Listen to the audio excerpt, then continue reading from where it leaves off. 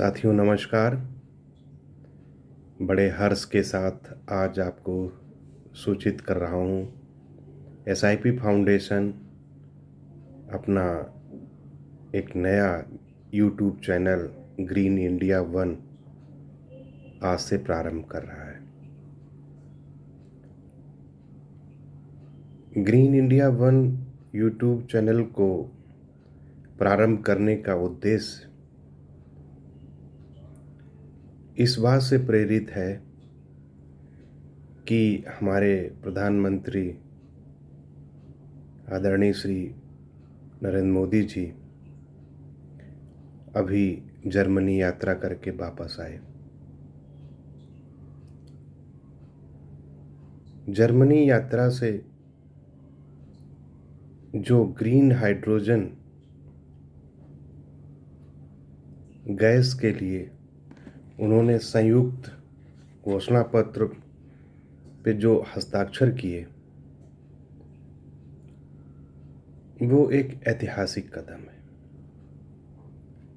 हमारे देश में ये कई बार चर्चा हुई कि हमारा देश विश्व गुरु बनेगा, तो ये विश्व गुरु की बनने की राह का ये पहला कदम है।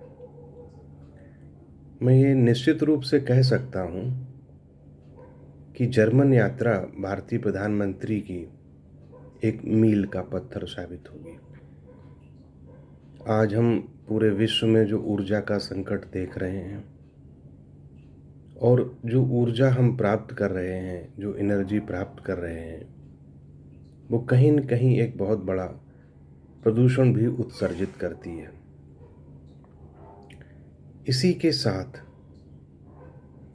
भारत भी अपनी ऊर्जा, अपनी एनर्जी की ज़रूरतों को पूरा करने के लिए अपने प्रयास कर रहा है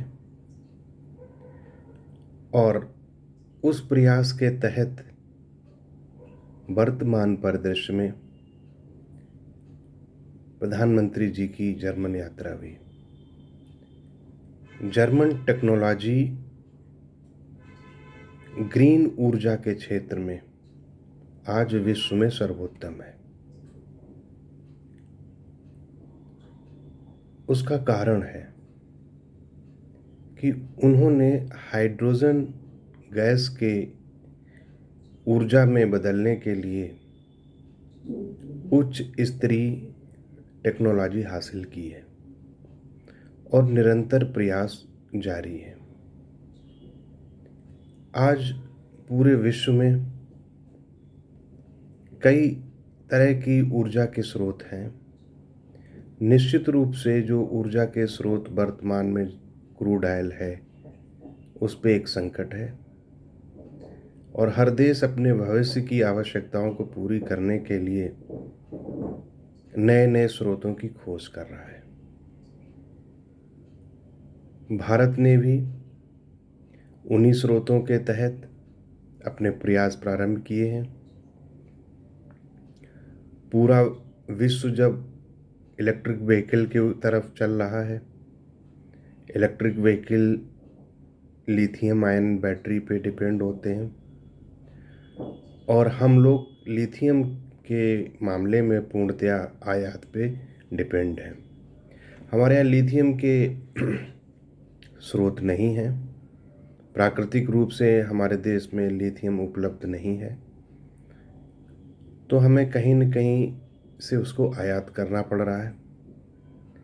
चाइना लिथियम आयन बैटरी में और लिथियम में पूरे विश्व में एक नई शक्ति के रूप में उभर कर सामने आया है। प्राकृतिक तरीके से भी लिथियम चाइना में बहुत अधिक मात्रा में पाया जाता है और विश्व के अन्य देशों में भी चाइना ने उन खदानों का अधिग्रहण किया है जहाँ पे लिथियम आयन पाया जाता है। यह लिथियम की उपलब्धता है। निश्चित रूप से भारत समय पे निर्णय नहीं ले पाया और हम लिथियम के मामले में पिछड़ गए। पिछले कई स्टेटमेंट्स यदि हम नितिन गडकरी जी के देखें, केंद्रीय मंत्री, तो उन्होंने भी पार्लियामेंट में ये स्वीकार किया कि हम नए ऊर्जा में लिथियम के क्षेत्र में पिछड़ गए। लेकिन अब हम जो आगामी 5 वर्ष होंगे उसमें जो हमारे भविष्य का नया ईंधन होगा वो हाइड्रोजन गैस होगी। उसमें भारत विश्व गुरु के रूप में उभर के सामने आएगा। इसी के तहत बजट में हाइड्रोजन गैस के लिए एक नया बजट प्रधानमंत्री जी और वित्त मंत्रालय ने बनाया था और इसकी विधिवत घोषणा भी की थी। और मुझे लगता है कि उसी के तहत ये जर्मन यात्रा प्रधानमंत्री जी की हुई, जिसमें वहाँ पे एक एग्रीमेंट किया गया कि भारत और जर्मन इंडो जर्मन के रूप में एक कार्यबल का गठन किया गया है जो हाइड्रोजन, अमोनिया और हरित ऊर्जा के क्षेत्र में जितने भी इनोवेशन होंगे, आविष्कार होंगे, उनमें एक दूसरे को टेक्नोलॉजी हस्तांतरित करेंगे और शेयर करेंगे। भारतीय प्रधानमंत्री ने ऊर्जा की कंपनियों को भी आमंत्रण दिया कि वो भारत में आके अपना निवेश करें और विश्व में जो ऊर्जा का क्षेत्र है, जो हरित ऊर्जा का क्षेत्र है, उसमें एक अपनी भूमिका को निभाएं। निश्चित रूप से भारत जिस तरफ बढ़ रहा है ये एक भविष्य का ईंधन है और इधर कई वर्षों से जर्मनी ने खासकर हाइड्रोजन के क्षेत्र में काफ़ी प्रगति की है। आज उन्होंने अपने यहाँ हाइड्रोजन से कार, ट्रक, इवन ट्रेन तक में भी हाइड्रोजन गैस को ईंधन के रूप में प्रयोग प्रारंभ कर दिया है। आज जर्मनी अपनी ऊर्जा का लगभग 50% ग्रीन एनर्जी के रूप में प्रयोग करता है, जबकि भारत का अगर ये क्षेत्र देखें तो भारत अभी भी 10% भाग ही हरित ऊर्जा में यूज़ कर पा रहा है, जिसमें पवन ऊर्जा भी शामिल है। हम लोग सोलर के क्षेत्र में पिछड़ गए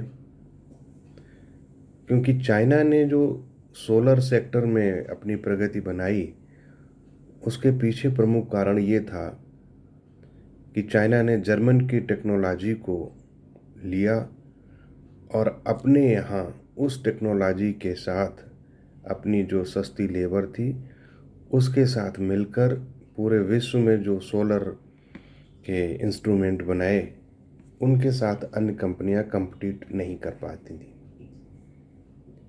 आज वही सीन इंडिया ने एक कदम आगे बढ़कर जर्मनी के साथ गठबंधन किया और हम लोग अब ग्रीन एनर्जी के क्षेत्र में निश्चित रूप से 4 या 5 साल बाद एक अग्रणी भूमिका में होंगे। हम अपनी ज़रूरतों को ही पूरा नहीं करेंगे बल्कि हम हाइड्रोजन गैस को एक्सपोर्ट भी कर रहे होंगे। 1 साल के अंदर भारत की बहुत बड़ी बड़ी कंपनियों ने अपना एक एसेट एलोकेट किया है, इनोवेशन के कार्य में एक पूंजी को निर्माण दिया है और भारत की कंपनियों में देखा जाए तो GAIL, Gas Authority of India Limited, NTPC, Indian Oil Corporation, Reliance industry, Adani group, L and T, ये 6 कंपनियां भारत की प्रमुख रूप से हाइड्रोजन के क्षेत्र में बड़ा कार्य कर रही हैं, जिनका उद्देश्य है कि हाइड्रोजन गैस को कीमतों को कम कैसे किया जाए। तो ये एक हमारे देश के लिए एक बड़ी उपलब्धि होगी जिसमें सरकार, कंपनियां, कारपोरेट जगत सभी ने अपना भविष्य देखा है। तो आज पूरा विश्व निश्चित रूप से प्रदूषण को लेके संक्रमित है और प्रदूषण से होने वाली समस्याओं से ग्रसित है। तो ऐसे परिवेश में जब समाज और सरकार सारे लोग कार्य कर रहे हैं तो हम लोगों को भी भारतीय नागरिक होने के अंतर्गत ये उद्देश्य होना चाहिए कि हम भी कुछ सहयोग करें।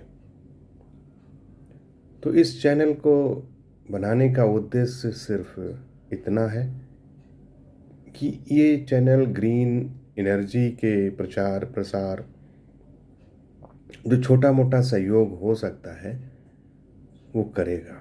साथ ही चूंकि भारत की आबादी आज भी लगभग 80% कृषि या खेती से जुड़ी हुई है, प्रत्यक्ष रूप से जुड़ी हो या अप्रत्यक्ष रूप से। आज भी भारत एक कृषि प्रधान देश है। आज कृषि प्रधान देश की वजह से ही जब पूरा विश्व खाद्य संकट से गुजर रहा है, तो भारत ही एक ऐसा देश है जो गेहूं के निर्यात करने की स्थिति में है या खाद्यान्न को निर्यात करने की स्थिति में है। और उसमें आके आज भारत अपनी बड़ी भूमिका निभा रहा है। चाहे अफ़गानिस्तान का मैटर हो, अफ़गानिस्तान को हमने गेहूं दिया है और अभी बहुत सारे देशों को हमारा देश गेहूं दे रहा है। हमारे देश में ये सौभाग्य है कि हमारे किसानों की अधिक मेहनत की वजह से हमारी सरकार 3 साल का बफर स्टॉक बना के रहती है। ये एक दूर की दृष्टि है, एक सोच है, एक समझ है। तो ये चैनल एक किसानों की प्रमुख, आज भी कोई विशेष ऑथेंटिक चैनल नहीं है। हमारा प्रयास रहेगा कि जो हमारे देश में बुद्धिजीवी लोग हैं, जो एग्रीकल्चर साइंटिस्ट हैं, एग्रीकल्चर यूनिवर्सिटीज़ हैं, एग्रीकल्चर रिसर्च है, उसको आम आदमी तक पहुंचाना। रूरल एरियाज़ में जितने भी इनोवेशन कार्य होते हैं, यानी कि जो छोटे छोटे किसान हैं और उन्होंने लगातार कोई अपने इनोवेशन करते रहते हैं, नई नई चीज़ें खोजते रहते हैं। वो कोई साइंटिस्ट नहीं है, कोई डिग्री नहीं है, लेकिन उनका जो अनुभव है वो बड़ा अनमोल है। हर सेक्टर के अलग अलग, जैसे मैं आलू किसानों की अगर बात करूं, तो कई फार्मर्स, कई किसान ऐसे नज़र आते हैं कि जिन्होंने अपना गांव में रह के ही नई नई चीज़ों का आविष्कार किया है और नई नई चीज़ें उन्होंने सीखी हैं। तो उनकी भी वीडियो बना के हम इस चैनल पर शेयर करेंगे। दूसरा, जो बहुत सारे हमारे एग्रीकल्चर प्रोडक्ट्स के रेट होते हैं मंडियों के, वो समय से सभी को प्राप्त नहीं हो पाते हैं। तो इस तरह का चैनल एक जो ऑथेंटिक हो, सही न्यूज़ हो, क्या रेट है बाज़ार में, तो हम लोग इस पर भी प्रकाश डालेंगे। और ये चैनल इस चीज़ से प्रारंभ होगा कि सबसे पहले हम आलू किसानों को फोकस करेंगे और उनकी अन्य समस्याओं को भी हम इस चैनल पर लाएंगे। किसानों के साथ साथ और भी जो शैक्षिक कार्य हैं, एजुकेशनल चीज़ें हैं, एग्रीकल्चर बेस्ड हैं, या गांव के लोगों को कौन सी चीज़ फ़ायदेमंद हो सकती है, कौन सी चीज़ उनको लाभ पहुंचा सकती है, उसका भी हम लोग इसमें अधिक से अधिक वीडियो बना के शेयर करेंगे। तो साथियों, आपसे निवेदन रहेगा कि इस चैनल को आप लोग सब्सक्राइब करें और शेयर भी करें। हमारा ये चैनल पूर्व प्रधानमंत्री श्री लाल बहादुर शास्त्री एवं श्री अटल बिहारी वाजपेयी का जो नारा था, जय जवान जय किसान जय विज्ञान, इन तीनों विषय पर केंद्रित रहेगा। और हम प्रयास करेंगे कि एक आपको सरल, सुरक्षित, सुनिश्चित जानकारी आप लोगों तक पहुंचाएं। बहुत बहुत धन्यवाद।